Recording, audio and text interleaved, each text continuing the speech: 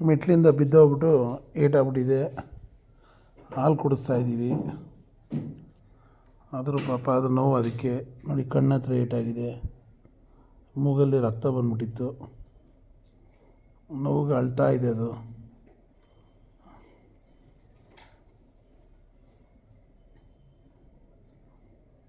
ಸ್ವಲ್ಪ ಹಾಲು ಕುಡಿಸೋಣ ಅಂದರೆ ಕುಡಿಯೋಕ್ಕಾಗ್ತಿರೋದು ಕೈಲಿ.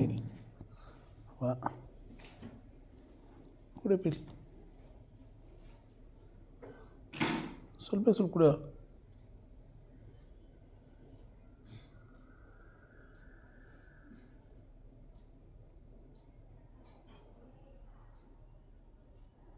ಬೇಡಂತೆ ಹಾಲು. ಓಹೋ,